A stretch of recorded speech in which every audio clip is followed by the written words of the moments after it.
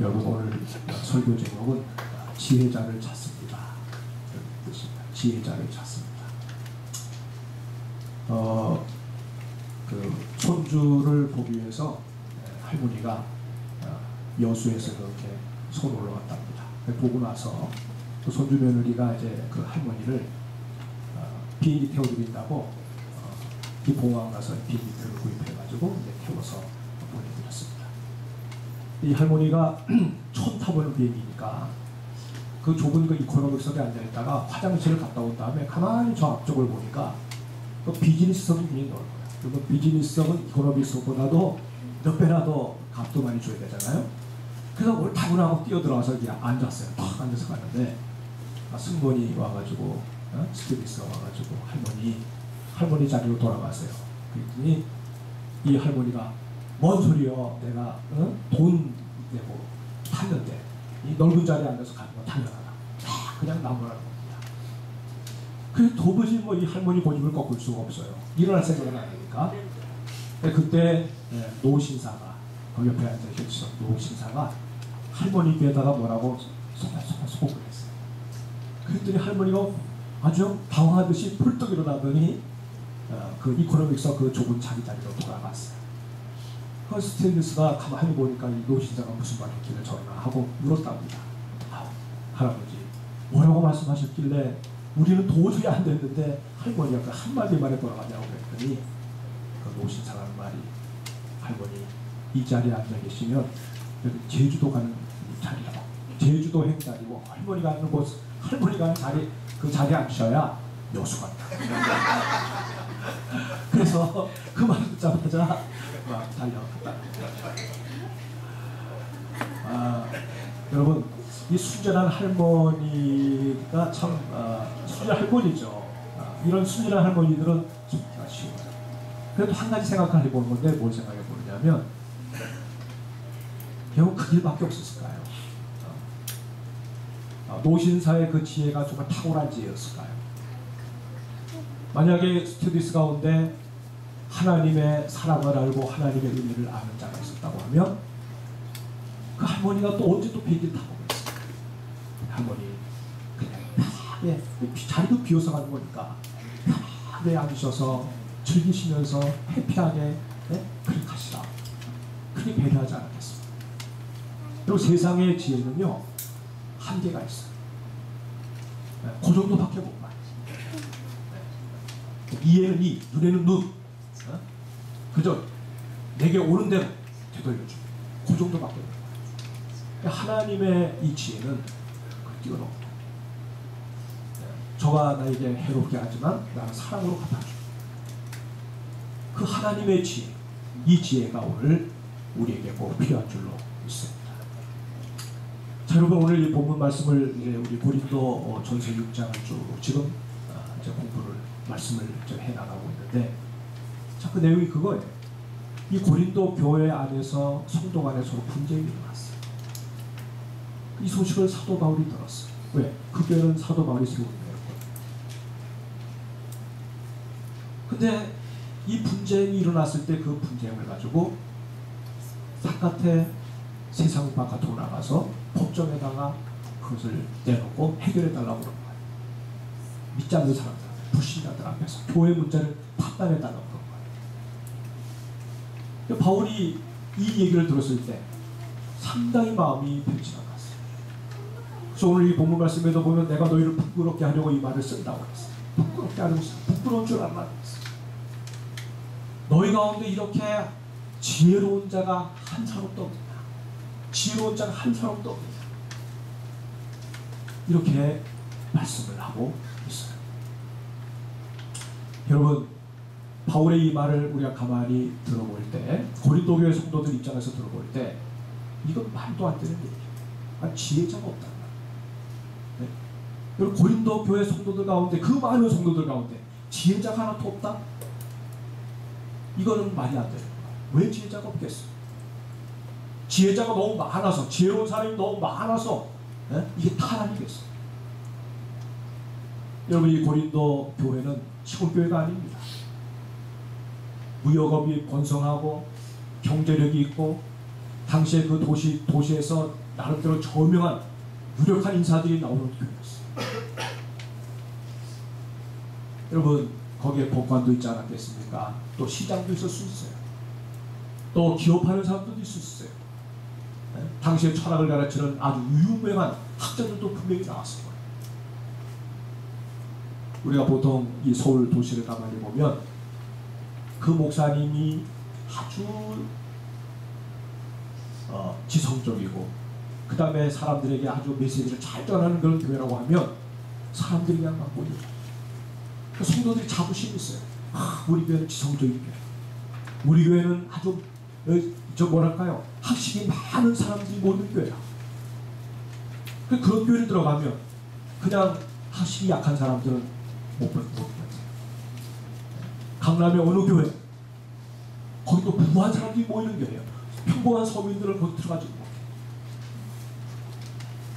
여러분, 이 고린도 교회가 그런 배경을 가지고 있는 사람들이 많이 들어와 있는데 지혜자가 없다고 하는 말을 들을 때 얼마나 불편했습니다. 또 여러분, 지혜가 있기 때문에 도저히 교회 안에서 이거 도무지 풀어지지 않는 문제, 좀 더 세상적으로 똑똑한 사람한테 가서 풀겠다는데, 법으로 풀겠다는데, 교회 안에서 그 문제를 그냥 놔둬버리면 그냥 더 멱살 잡고 더 난리치고 뺑받칠 거, 법정에 가가지고 판사 앞에서 교회 문제를 해결해 주시오 하면 법으로 깔끔하게 해결되는데, 그리고 그렇게 문제를 일으킨 그 사람, 상대편, 이 사람은 맛을 봐야 돼. 법의 맛을 봐야 돼. 이거 용서가 안 돼. 이런 지혜를 가지고 있으니까 이걸 판단도 하는 거지. 바울의 그 말이 저들의 마음속에는 아주 불쾌하게 들려졌다 그 말. 여러분, 또 이 고린도 교회가 또 어떤 교회입니까? 고린도 교회는 은사가 많은 교회였어요. 제가 금요일 날 오늘 목사님하고 아침 일찍 산에 올라갔어요. 거기서 막 기도하는데, 목사님들 덕분에 같이 기도하는데 제가 가만히 봐도 대단한 분들이 모여서 기도를 해요. 방언도 하는데 방언 막 통변하고, 막 예언을 하고, 그런 분이 속에 들어가서 몇 시간 동안 제가 같이 기도를 했어요. 제가 주눅이 들었어요. 저는 뭐 통변도 못하는데 나보고 통변해보라고. 그런 은사가 있고 각종 방언과 통변과 여러 가지 어떤 능력이 있는 그런 교회 성도들 보고 지혜가 없다. 여러분, 이게 얼마나 불쾌한 얘기겠어요. 하나님을 가까이 해서 그래도 이런 은사가 있는 거지.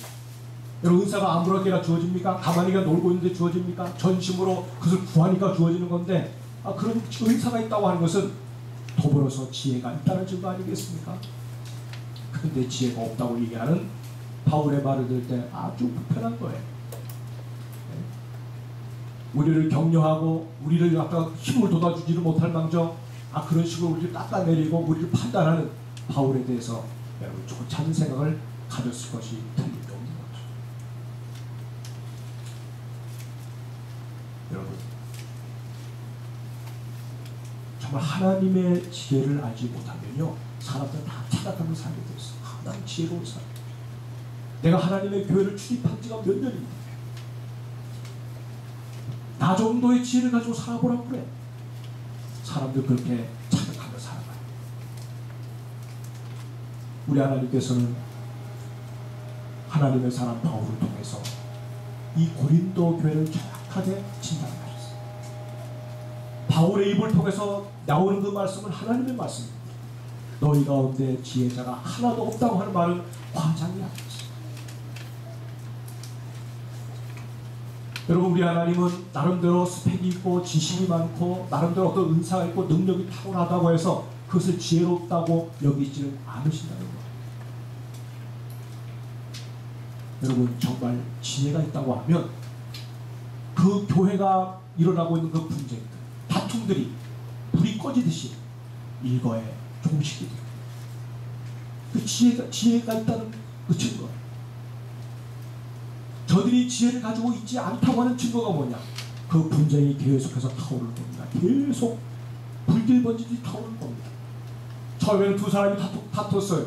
근데 이제는 점점 편을 먹는 사람들이 붙습니다. 가족이 붙고 저 상대편 가족이 붙고 또 여러 가지 지연을 따라서 학연을 따라서 사람들이 붙는 거예요. 그래서 점점점 큰 세력으로 발전해가지고 교회가 그 안에서 큰 다툼으로 성장합니다. 지혜가 없다는 증거예요. 하나님의 지혜를 받으면 결수 없다는 거예요. 여러분, 하나님의 지혜와 세상의 지혜가 있습니다. 세상의 지혜는 하나님의 지혜 안에 있습니다. 세상의 판단은 하나님의 판단 안에 있습니다. 여러분, 세상적인 이치로 볼 때 아기를 향해서 악하다고 얘기하고 거기에 대해서 반드시 징계가 따라야 되고 그 죄진대로 값을 지불하는 것은 당연하다고. 그 세상의 지혜, 하나님의 지혜는 뭐라고 합니까? 죄인이 그 죄로 말미암아 징계를 받는 것은 당연하지만 그 죄인을 용서하고 그 죄를 도말하고 하나님의 사랑 안에서 그 죄인을 용서하고 받아주시는 하나님의 은혜가 있음을 또한 보여줍니다. 이 세계를 세상은 몰라요. 여러분, IS, 이슬람 보세요. 이슬람 그 법 안에는, 이슬람의 율법 안에는 용서라는 개념이 없어요. 용서하라, 사랑하라, 죄인을 용서해라, 사랑하라, 그런 법이 없어요. 그리고 어떡합니까? 죄 지은 대로 죽이는 거예요. 죄 지은 대로 아주 그냥 아주 잔인하게 처형을 합니다. 이번 라마단 지금 끝났는데 그 라마단 그 금식 기도하는 그 기간 동안에 법을 어겼다고 해가지고 그 젊은 그 청년들, 젊은 그 소년들을 잡아다가 다 십자가를 매달아가지고 아주 잔인하게 죽였어. 동성애한다고 여러분, 남자를 그냥 그 높은 건물에서 그냥 내리 던져가지고 그냥 깨트려서 죽여버리잖아요. 그 속에서 살고 있는 사람이 사는 거겠습니까? 그들의 그 신앙이라고 하는 것이 자기들에게 자유함을 주고 기쁨을 주고 삶을 그냥 생동할 때 만드는 그런 신앙이겠습니까? 그런 신앙이 못 되는 거예요. 여러분, 우리가 요즘에 동성애가 이 동성애가 전 세계적으로 지금 온 세계를 지금 위협하고 있어요. 동성애 거기 얽혀있는 사람들을 보면 불쌍한 사람들이죠. 치근한 사람들이죠. 그렇다고 해서 그 죄인을 긍휼히 여기고 용서하지만, 우리 용서할 수 있는 마음을 가지고 있지만 동성애 자체가 용납되어서는 안 된다. 왜? 동성애는 하나님이 금하시고,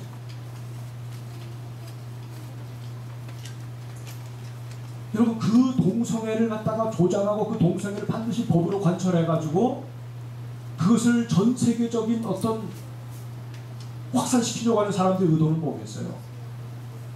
여러분, 남자와 남자가 서로 만나서 결합을 하고 여자가 여자로 더불어 결합을 하면 남녀 간에 하나님 주신 그 근거에 질서에 따라서 한 남자가 한 여자를 만나서 둘이 합하여 한 몸을 이루는 이 결혼은 어떻게 됩니까? 깨져야 돼. 이거 비정상적인 것이 돼요. 이것이 정상적으로 여겨지는 한 자기네들 비정상적인 거예요.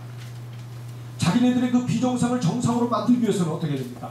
지금 정상으로 여겨지는 가정제도가 없어져요. 저들의 최종 목표는 뭐겠어요? 이 땅의 가정제도를 없애는 거예요. 그럼 여러분, 생산할 수 있겠습니까? 출산할 수 있겠습니까? 자녀가 나올 수 있겠습니까? 생육하고 번성하라고 하나님은 창세기 1장에서 말씀하셨는데, 여러분, 생육하고 번성하라고 하는 이 하나님의 법이 어떻게 됩니까? 깨지는 거예요. 하나님의 법에 정면으로 도전하는 어둠의 권세가 그 배후에 역사하고 있어요. 사탄의 역사가 있어요. 우리는 하나님이 그렇게 말씀하기 때문에 그 판단을 받고 처신하는 거예요. 근데 여러분, 세상 사람들은 하나님의 그 법을 몰라요.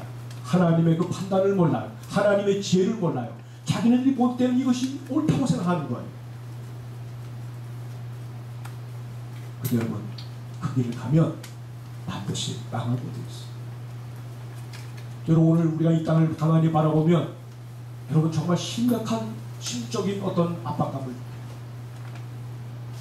이제는 오늘 이 시대가 하나님을 대적합니다. 노골적으로 대적합니다. 여러분, 미국은 더 이상 청교도의 어떤 청교도들의 신앙에 입각해서 세워진 나라가 아니에요. 주 청사 앞에 십계명, 옛날부터 이렇게 세워졌던 십계명, 1계명부터 십계명이 들려있는 그 돌비, 그거를 지금 다 패내고 있어요. 하나님의 법을 싫어해요, 사람.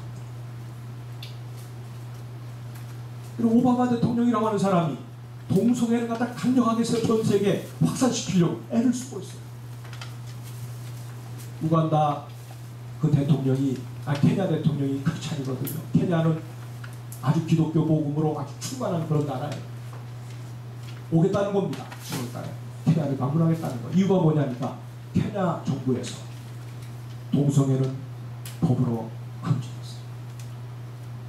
이건 하나님 앞에 이건 옳은 것이 아니라고 그들이 판단하고 동성애를 조장하거나 동성애를 합법화시키는 모든 것들에 대해서 금지시켰어요. 그랬더니 오바마가 화가 나가지고 원조도 끊겠다. 또 반기문 유엔 사무총장도 이 동성애를 갖다가 왜 금지하느냐, 그 풀어라. 정신없는 소리를 하고 있어요. 여러분, 이게 지금 정상적인 세계가 아니에요. 정상적인 세상이 아니에요, 여러분. 우리는 이 모든 세상의 흐름을 꿰뚫고 봐야 됩니다. 도대체 이런 도도한 흐름이, 이전에 얼마 전까지만 해도 이런 것이 전혀 문제가 되지 않았었는데 어떻게 이런 도도한 흐름이 온 세계를 휘어잡고 있을까? 영적인 안목을 가지고 이 시대를 판단할 줄 아는 그런 지혜가 우리 모두에게 있기를 주의 이름으로 축복합니다. 여러분, 하나님께서 주시는 이 지혜는 어떤 자에게 옵니다. 하나님의 이 지혜는 하나님을 가까이 하는 자들에게 하나님의 지혜가 주어집니다. 하나님을 사모하고 하나님을 갈망하는 자에게 하나님의 지혜가 찾아옵니다. 여러분, 은사를 추구하고 은사를 가지고 있다고 해서 지혜가 있는 거 아니에요. 은사를 사모하지만 하나님을 사모하지 않는 사람들이 많습니다. 은사를 내가 가지기만 하면 이것 가지고 내가 뭔가 해보리라. 여러분, 영적인 그런 사치와 영적인 그런 방탕함이 얼마든지 그것을 추구하는 사람들이 있어요. 내가 이것 가지고 뭔가 한번 자주지 해보리라. 이런 생각을 가지고 있는 사람들이 많아요. 여러분은 하나님을 갈망하고 하나님이 내 인생의 전부가 되었으면 좋겠습니다. 하나님이 영광을 받으시고 하나님 내 인생에 주님이 최고로 나를 통해서 드러나지기만 한다고 하면 주님처럼 그것이 내 행복이고 내 인생의 목적이고 주님 한 분으로 나는 만족합니다. 이 마음을 가지고 갈망하고 하나님 앞에 나가는 자에게 주님은 지혜를 주실 줄로 믿습니다. 하나님의 지혜. 여러분, 이 하나님의 지혜를 가지고 사모하고 나가는 자는 어떤 사람입니까? 기도하는 사람. 하나님 앞에 기도하면 주님이 그 기도를 통해서 우리에게 하나님의 지혜를 부어주십니다. 하나님의 성품이 우리 안에 들어오고 하나님의 심정이 우리 안에 싹 듭니다. 하나님의 마음이 이렇게 됩니다. 여러분, 하나님을 정말 제대로 만나게 되면 하나님의 심정이 느껴지는 거예요. 나를 향하신 하나님의 그 심정, 얼마나 나를 사랑하시는지, 얼마나 내 인생과 함께하고 싶어 하시는지, 그 하나님의 심정과 하나님 일하시는 손길이 보이는 거예요. 기도할 때 하나님이 그런 은혜를 우리에게 부어주세요. 사랑하는 여러분, 하나님께서 이렇게 하나님의 판단력을 가지고 살고자 하는 자에게 하나님의 지혜를 부어주시고 그 지혜를 가지고 그가 가는 곳에 평화가 있게 하시고 하나님의 역사가 있게 하시고 그리고 하나님이 정말 그들 가운데 역사하시는구나 라는 것을 모든 사람들이 깨달을 수 있도록 하나님 그렇게 우리를 만들어주고 싶어 하십니다. 여러분, 우리 예수님은 이 땅 위에서 사실 때 하나님의 그 지혜를 가지고 사셨습니다. 여러분, 바리새인들이 당시에 유대교를 믿던 사람들이 왜 예수님을 싫어했습니까? 나름대로 하나님의 법을 가지고 자기들 나름대로 판단하는 그 근거를 가지고 사는데 예수님을 바라보면 전혀 자기네들의 판단과 맞지 않아요. 자기들처럼 살지 않고 자기들과 같은 그런 지혜를 가지고 행동하지 않는 예수님이 그때 못다가는 거예요. 정죄해야 될 자리에서 주님을 용서하십니다. 자기들을 두드려 줄 줄 알았는데 그들을 향해서 주님은 아주 명쾌하게 주님은 저들의 죄도 지적하시고 책망도 하시고. 여러분, 가늠하다 잡힌 여인이 있었잖아요. 가늠하다 잡힌 그 여인을 예수님 앞으로 끌고 와가지고 주님 앞에 막 패기를 해줬어요. 그 여인이 머리를 둘 수가 없습니다. 젖어손에는 다 돌이 하나씩 들어져 있었어요. 그리고 그 돌을 들어서 치려고 하는 그런 모습을 재현하면서 예수여, 당신 같으면 이런 사람 어떡하면 좋겠어요? 모세 율법에는 이런 자는 쳐서 죽이라고 했습니다. 여러분, 딜레마 아니겠어요? 쳐서 죽여라. 그러면 율법을 지키는 것 같지만 지금까지 주님께서 해오셨던 그 하나님의 복음의 역사에 대해서 어떻게 됩니까? 또 돌로 치지 말아라. 죄인을 두드러내. 또 문제 삼지 않겠습니다. 주님께서 하나님의 지혜를 가지고 그들에게 하시는 말씀, 너희 가운데 죄 없는 자가 먼저 돌로 쳐라. 여러분, 정말 우리가 복음서의 그 예수님을 만나면은요 정말 감격합니다. 정말 전율합니다. 너희 중에 죄 없는 자가 먼저 돌로 쳐라. 분노하면서 어느 상대편을 향해서 분노하던 자들이 주님의 그 말씀 한마디를 듣고 자기를 보고 한 번도 자기를 본 적이 없어요. 자기들을 들여다본 적이 없어요. 내가 정말 죄가 없어. 나는 저희를 친 만큼 나는 의로운 자인가? 난 깨끗한 자인가? 그 양심에 강한 찔림이 들어오는데 들었던 벽을 생각을 이루었습니다. 부끄러워서 견딜 수가 없습니다. 한 사람 떠나가지 않았습니다. 세상의 지혜를 가지고 사는 자의 그 모습들과 하나님의 지혜를 가지고 살아가시는 예수님의 그 모습이 이렇게 차이가 나는 거예요. 하나님의 지혜로 무장하면 세상을 압도할 수 있습니다. 세상을 다스릴 수가 있습니다. 세상을 상대할 수 있습니다. 죽음의 자리를 생명의 자리로 바꿀 수가 있습니다. 주님은 우리로 하여금 그 길을 따라오라고 말씀하십니다. 그 지혜를 가지고 살아가라고 말씀하십니다. 사랑 여러분, 진정한 판단력이 어디서 옵니까? 그래서 지혜입니다. 하나님의 지혜가 우리에게 주어질 때 제대로 된 판단을 가지고 사는 자가 될 수가 있습니다. 하나님께로부터 주어지는 이 지혜, 하나님께로부터 주어지는 이것이 없으면 사람들은요 나름대로 지혜롭다고 판단했지만 그 판단이 사람을 죽이고 그 판단이 다른 사람을 불행하게 하고 결국 자기 자신도 불행한 자리에 빠져들어가는 것도 모르고 살아가는 자가 됩니다. 여러분, 이 고린도 교회가 은사도 많았고 다른 걸 많은 자랑거리가 있었지만 결국 분쟁하는 그 모습 하나 해결하지 못할 때 하나님은 그들을 향해서 정확하게 말씀하신 거예요. 너희 가운데 지혜자가 없다고 말씀하십니다.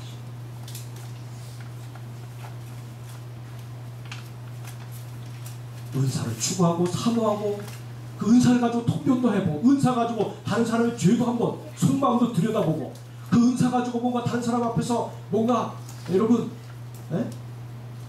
힘을 보여주는 자가 되고 싶은 마음을 가졌지만 하나님을 정말 사모하고 가까이하고 그분을 얻고자 하는 그 마음들은 고린도 교회 성도들은 가지고 있지 못했어요.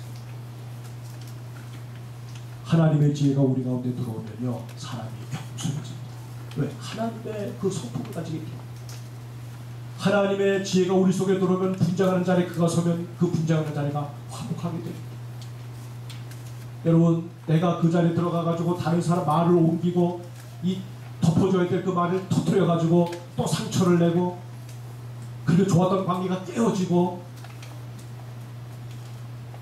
다른 사람들의 삶에 찬물을 끼얹는 그런 삶을 산다고 하면 주님은 정확하게 저와 여러분을 향해서 말씀하실 거예요. 너는 지혜가 없다. 하나님의 지혜를 가지고 있지 않다. 말씀하십니다.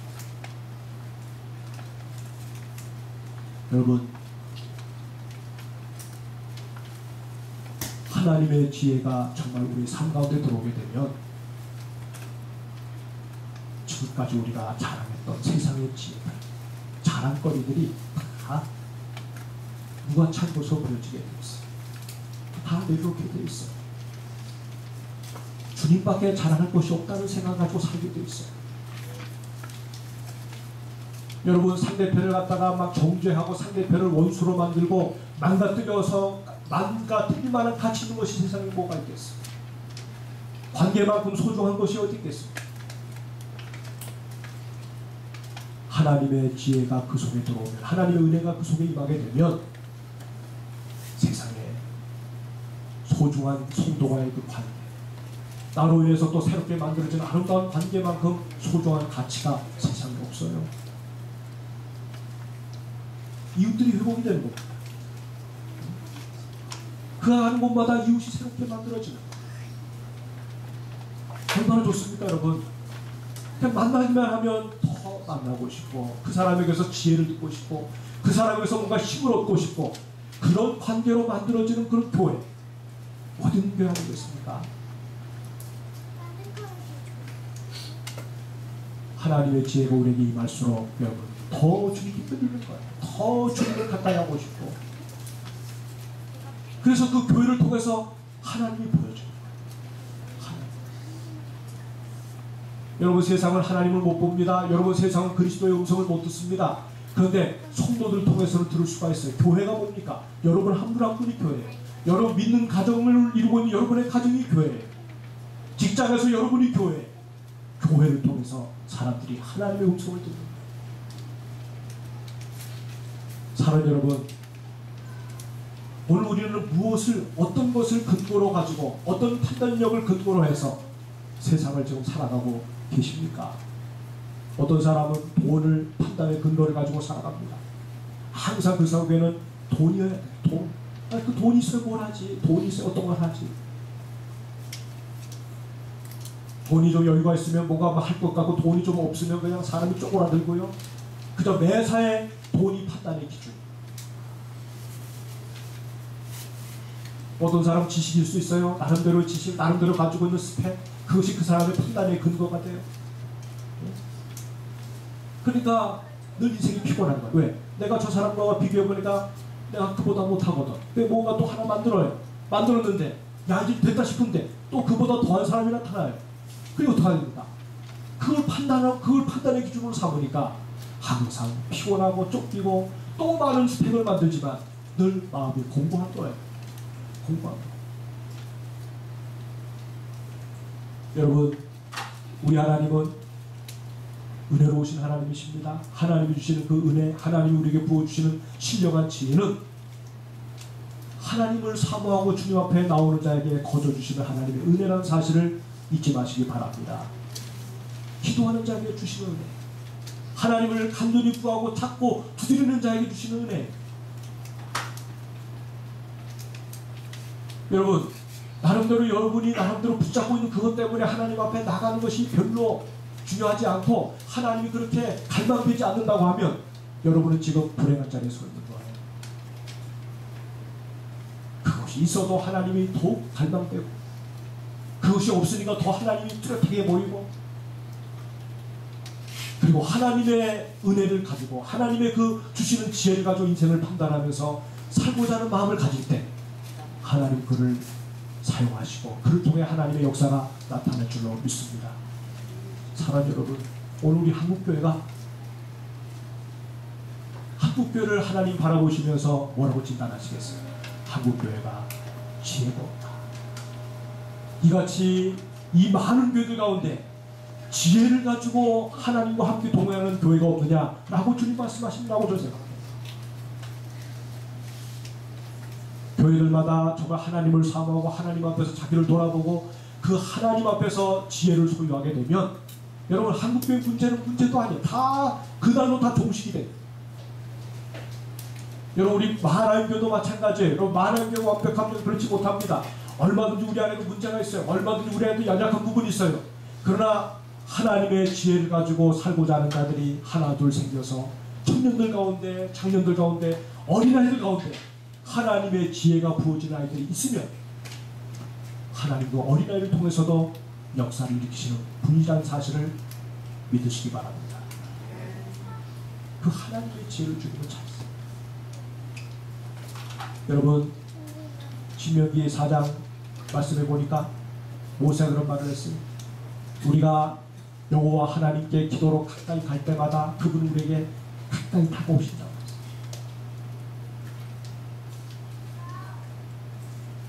우리가 하나님 앞에 지혜를 구하면 책망하지 아니하시고 우리에게 넘치도록 부어주시는 분이 주님이시라고 야고보서 1장 3절 4절 이하에 말씀하고 있습니다. 우리가 얻지 못하면 구하지 않았기 때문이고 구하여도 받지 못하는 것은 정욕으로 쓰려고 잘못 구하기 때문에 받지 못한다고 말씀하고 있습니다. 우리 하나님은요 지혜를 구하는 자를 사랑하십니다. 솔로몬이 지혜를 구할 때 하나님은 네가 내 마음을 기쁘게 한다. 내가 부귀영화도 구하지 않고 수명도 구하지 않고 이렇게 하나님 앞에서 지혜를 구하니 내가 너에게 전무후무한 지혜를 부어주리라고 하나님은 솔로몬에게 그 부분을 허락해 주셨어요. 오늘 사랑하는 여러분, 이렇게 어렵고 힘든 시대, 어쩌면 우리 앞에 어떤 것이 앞으로 장차 나타날지 몰라요. 어떤 시대가 우리 앞에 올지 몰라요. 이럴 때 우리 마하나임교회 성도들은 하나같이 하나님이 인정하시는 지혜자들로 다 설 수 있기를 주의 이름으로 축복합니다. 연약해서 흔들려서 소멸되는 존재가 아니라 하나님의 지혜로 견고하게 뿌리를 내려서 이 시대를 하나님의 나라가 통치하는 나라로 바꾸는 일에 주역이 되는, 그리고 그런 꿈을 가지고 비전을 가지고 하나님의 전사로 전진하는 우리 마하나임교회가 될 수 있기를 주의 이름으로 축복합니다. 기도하십시오.